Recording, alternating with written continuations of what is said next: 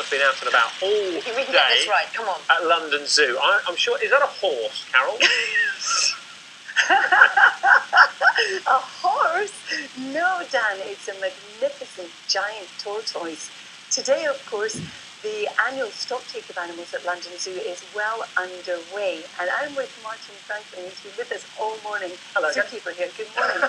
Martin, tell us about these chaps. Yeah, of course. So this is a female called Dolly. We've got 3 females here. You can see Polly there as well. This is Dolly. They're all in their early 20s, and they're coming over to us because what they want us to do is to stroke them. So if we do that, and what we might see if we're really lucky, is they're going to go into a little trance. And that's because they have a symbiotic relationship with the finches, the little birds in the Galapagos Islands. And so when these finches come and land on their shells, on their carapaces, they'll start pecking away at their legs, getting rid of the parasites. And in return, the tortoises will stretch out into this little trance, maximise the surface area. And so the birds get a free dinner, the tortoises get a free clean, and everyone's happy. So these guys will be in this trance probably for 2 or 3 minutes, depending on how diligent we are with rubbing them.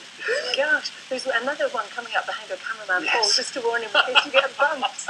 Now, how do you do the stocktake here? Because you've got thousands of animals. That's it's right. difficult. So it varies, of course, from department to department. So I'm lucky, in reptiles, we tend to have pretty large animals, and it's a walk in the park to count them.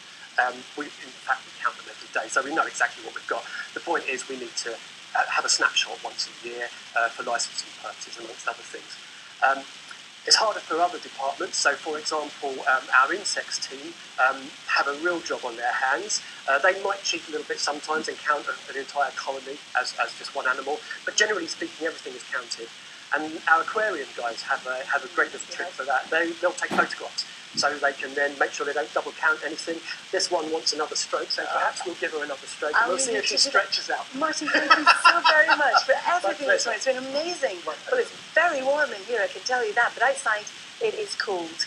And the weather today is bright and breezy for many of us. We've got some persistent rain and strong winds across the far north of Scotland, but in the south, well, we're looking at sunshine, but there is a lot of frost around, temperatures below freezing. So across southern counties, that's the forecast for the morning. A bit more cloud across East Anglia, and as we travel up the east coast of England, again, some bright skies. Parts of eastern Scotland also seeing a little bit of sunshine this morning, but generally there will be more cloud than yesterday across Scotland, with the rain across the Northern Isles and the far north of mainland Scotland. Here too today, particularly in Shetland, we have gusts of 60 miles an hour. Now, for Western Scotland, there's some patchy rain, and then for Northern Ireland, North West England, and North Wales, we're looking at some showers. South Wales and South West England, again, a cold start with the risk of ice, some sunshine, and sub-zero temperatures. So, as we go through the day, the rain across the far north of Scotland sinks a little bit further south. Very windy here, but for the northern half of the country generally, it's going to be a breezy day, and it's the far south of England that will hold on to the sunshine for the longest. Temperature-wise today, generally in the range 7 to about 9 Celsius. So again, nothing to write home about. And if you're in breeze, it will feel cold. Getting some movement here with the tortoise. And then as we head on through the evening and overnight, well, our weather front sinks a bit further south, bringing its rain and its cloud with it. So ahead of it for England and Wales, it will be cloudy with 1 or 2 breaks. Behind it, we see some clearer skies coming in, but still windy, so there'll be a touch of frost around. And the wind strongest across the north and also the east. Now that leads us into tomorrow. A weather front for England and Wales will still be producing some cloud and some spots of rain, continuing to sink steadily southwards. Behind it, some clearer skies, some sunshine. It's going to feel cold as well, but we will have a strong wind coming down the North Sea, and that's likely to blow in some showers across parts of the eastern coastal counties of England into East Anglia as well. Then for Thursday, a new weather front comes in from the west. That's going to introduce some rain. For the rest of the UK, it will be drier, it will be brighter, but it is still going to feel quite cold. And then for the rest of the week, by the end of the week, it starts to get a little bit milder, but it'll be cloudier, and is also going to introduce some rain as well.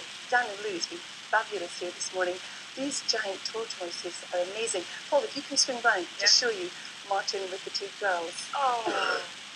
Are they lovely? They are, and they're enjoying this. They come over every morning for this. It's perfectly natural behaviour, and they really enjoy it. Oh, thank you so much, My Martin. pleasure. Next stroke. Oh, that's just absolutely adorable. And thank you so much, Carol. It's been fantastic. We'll leave you there with a beautiful Jack tortoise. Thank you. A Crocodile Dundee with